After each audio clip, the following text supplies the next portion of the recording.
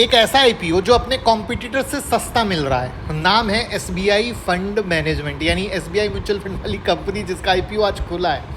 ये इंडिया की number 1 asset management company है, सबसे ज़्यादा एसेट मैनेज करती है और इसके साथ 1.8 करोड़ से ज़्यादा इन्वेस्टर जुड़े हुए हैं।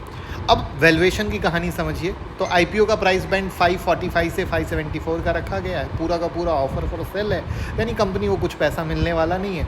और वैल्यूएशन पर कंपनी का प्राइस टू अर्निंग यानी पी रेशियो लगभग 38 गुना बनता है। अब आप सोच रहे होंगे कि 38 गुना तो महंगा है, लेकिन रुकिए, इसको हमें पीयर से कंपैरिजन करना पड़ेगा। इनके पीयर कौन कौन आएंगे? आईसीआईसी वाले आ जाएंगे, एचडीएफसी वाले आ जाएंगे। तो आईसीआईसी प्रू एएमसी लगभग 49x पी पर ट्रेड कर रहा है। निपॉन लाइफ एएमसी करीब 51x पी पर ट्रेड कर रहा है।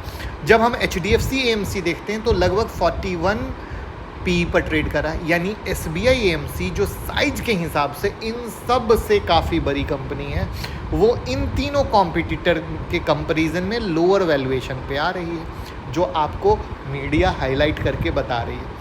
लेकिन वैल्यूएशन देखते वक्त बहुत लोग एक बहुत बड़ी गलती करते हैं, वो सिर्फ पी रेशियो देखते हैं या मीडिया का हाईलाइट पी दिखाकर आपको बताना होता है, जबकि एक और नंबर है जो उतना ही इम्पॉर्टेंट है और आपको देखना चाहिए, जिसको कहते हैं रिटर्न ऑन नेटवर्थ, यानी RONW। अब जो एसबीआई एएमसी का RONW है ना, वो लगभग 43% है, सिर्फ 43%। अब हमको कंपेयर करना पड़ेगा फिर किससे? पीयर से।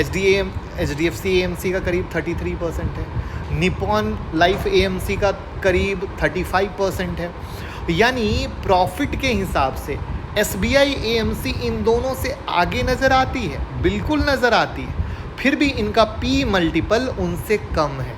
ध्यान से समझिएगा, यहाँ पर कहानी आती है धंधे की, कि भैया कौन कहाँ से कितना कमा रहा है और किस तरीके से कमा रहा है। क्योंकि जब म्यूचुअल फंड का धंधा होता है तो उसमें एक धंधा होता है एक्टिव म्यूचुअल फंड का, दूसरा धंधा होता है पैसिव इनकम का, राइट। तो एसबीआई एएमसी अपने हर 1 रुपए के एसेट अंडर मैनेजमेंट यानी AUM पर लगभग 35 पैसे की रेवेन्यू अर्निंग करती है।